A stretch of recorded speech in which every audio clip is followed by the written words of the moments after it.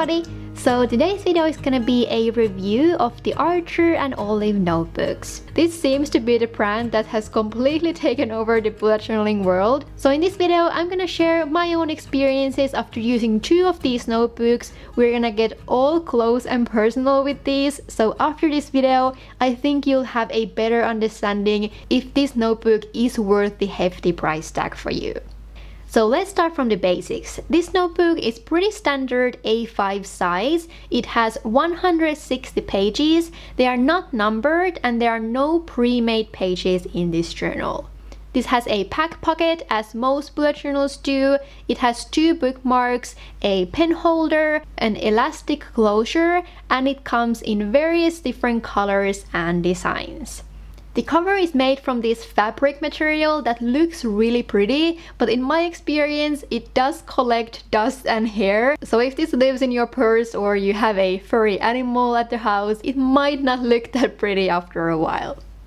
But all those things aside, I think for me the biggest selling point of this journal is definitely the paper quality. This has super thick paper with an impressive 160 GSM weight, which is thicker than the paper in the majority of the other bullet journals on the market. This means that there are absolutely no ghosting and no pleating in this notebook. You can create black borders, drawings, paintings, whatever you want, and it won't show through the other side. To demonstrate this, let's do a quick pen test. I started with two of my regular black microns. Then I have some colorful brush pens and even my black Tombow in here that definitely shows through in notebooks that have thinner paper. In this one, as you can see, the results are super impressive and there's literally nothing showing through to the other side.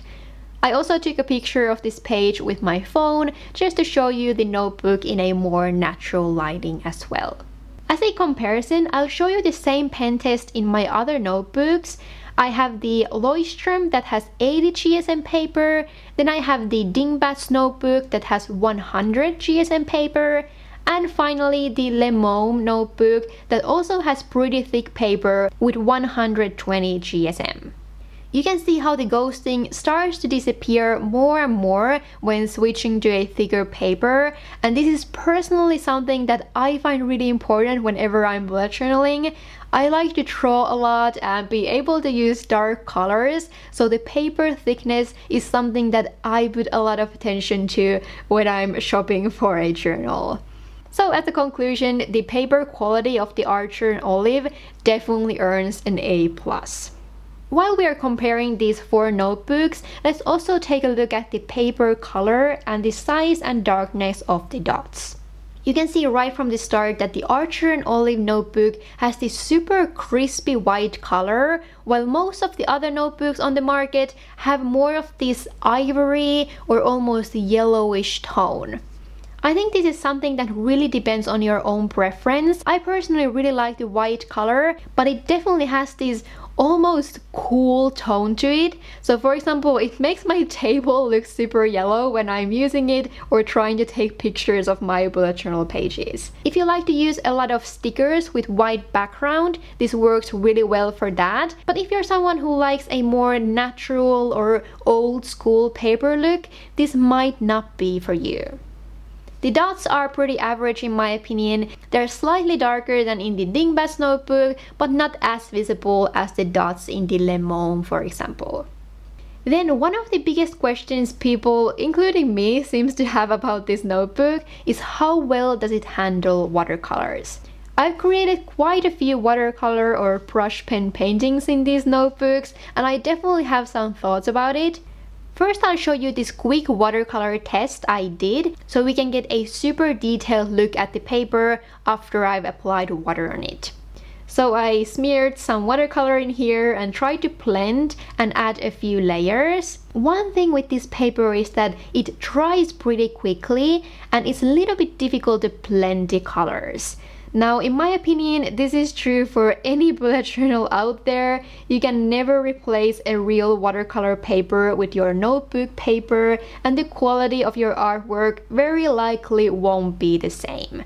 I've noticed the same problem with the Archer&Olive as I have with all the other journals I've used, which is that the paper starts to break up pretty easily if you keep adding water and color to the same area multiple times, or if you try to blend a lot. You're still able to create all kinds of paintings with watercolors, but I would maybe try to avoid painting large areas with thick coats of colors, since that will make the paper wrinkle a little bit or just dry in a weird way that might show through to the other side. I always use real watercolor paper for my landscapes or some bigger paintings that I then glue to my notebook to get better results and also to keep my journal in prettier shape.